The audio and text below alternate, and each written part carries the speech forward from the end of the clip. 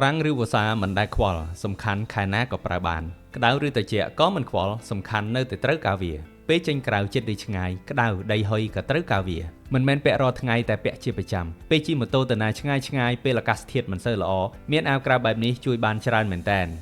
អ្នកណាមិនដឹងទេតែបើខ្ញុំវិញពេលចេញក្រៅម្ដងមេឃក៏ក្តៅដីក៏ហុយហើយពេលខ្លះពាក់អាវដៃខ្លីទៀតអញ្ចឹងមានតែអាវក្រៅនេះអាចជួយបានតែម្ដងជាពិសេសគឺបងស្រីនឹងហើយខំលាបលេអស់រាប់សិបខ្លងបណ្ដោយឲ្យស្បែកខ្មៅថ្ងៃចាំងចូលស្បែកដីហុយជុលមុខដៃជើងយ៉ាងម៉េចនឹងកើតនិយាយទៅបើបានអាវក្រៅបែបនេះពាក់ការពារទៀតកាន់តែល្អ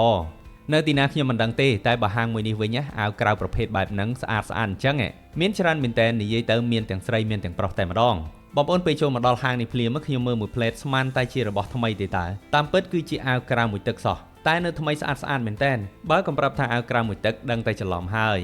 តាមពិតទៅថ្មីឬមួយទឹកមិនមែនជាអ្វីទេគ្រាន់តែដឹងថាមើលទៅវាស្អាតខ្លាំងបងប្អូនខ្ញុំនេះហើយជាមនុស្សដែលប្រើកៅអៅរើសណាស់តែពេលចូលដល់ក្នុងហាងនេះភ្លាមពេញចិត្តស្ដោកតែម្ដងមានបងប្អូនខ្លះប្រកាសជាឆ្ងល់ថាហាងដែលខ្ញុំកំពុងតែនិយាយនេះមានឈ្មោះអ្វីហើយតើទីតាំងនៅម្ដុំណាតាមពិតបងប្អូនហាងដែលខ្ញុំកំពុងតែនិយាយនេះមានឈ្មោះថាម្លិះរួតបឹងកក់518ដែលមានលក់អាវក្រៅបរោះនារីមួយទឹកស្អាតដែលសុទ្ធសឹងតែជារបស់នាំចូលពីបរទេសតែមិនមែនផ្ទះលេខ2ទេបងប្អូនមើលអាវគេណែពណ៌ក៏ស្អាតសាច់ក៏ស្អាតដូចអាវដែលខ្ញុំកំពុងតែពាក់នេះអញ្ចឹងស្អាតមែនតើពាក់លើដងខ្លួនហើយមានអារម្មណ៍ថាស្អាតដូចអាវកាត់អញ្ចឹងល្មមខ្លំតែម្ដង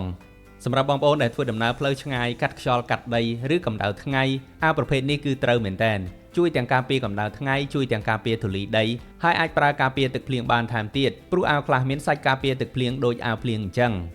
អាវល្អអញ្ចឹងពេលខ្លះពិបាករត់ទិញណាស់ហើយពេលខ្លះទៀតទិញហើយក៏មិនប្រកាសថាត្រូវចិត្តដែរព្រោះខ្ញុំខ្លួនឯងផ្ទាល់ហើយធ្លាប់មានបទពិសោធន៍ទិញខុសប្រើមិនកើតបោះចោលតែញយបើនិយាយពីអាវក្រៅបែបហ្នឹងប្រើអស់មិនចេះតិចទៅហើយទេតែពេលខ្ញុំបានស្គាល់ហាងម្លិះរួតបឹងកក់518នេះខ្ញុំសប្បាយចិត្តមែនតើបងប្អូនដោយសារតែហាងមួយនេះមានលក់សុទ្ធតែរបស់ល្អស្អាតហើយត្រូវចិត្តខ្ញុំមែនតើ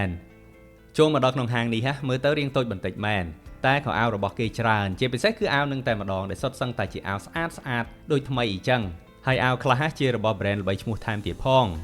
បើនិយាយពីតម្លៃវិញគឺធូរតែម្ដងមានខ្លះ$2ខ្លះ$3ក៏មានដែរងាយឯណារកបានសុទ្ធសឹងតែជារបស់ល្អរបស់ស្អាតហើយធូរថ្លៃបែបនេះនោះតែខ្ញុំមិនចង់ឲ្យបងប្អូនជឿខ្ញុំទាំងស្រុងទេបងប្អូនអាចមកសាកមើលដោយផ្ទាល់ភ្នែកដោយខ្លួនឯងម្ដងមើលទើបដឹងថាយ៉ាងណាស្អាតប៉ុណ្ណាពេញចិត្តប៉ុណ្ណាហើយតើអ្វីដែលខ្ញុំបាននិយាយនេះត្រឹមត្រូវបានកម្រិតណាដែរឬមួយខ្ញុំចេះតែថាទេ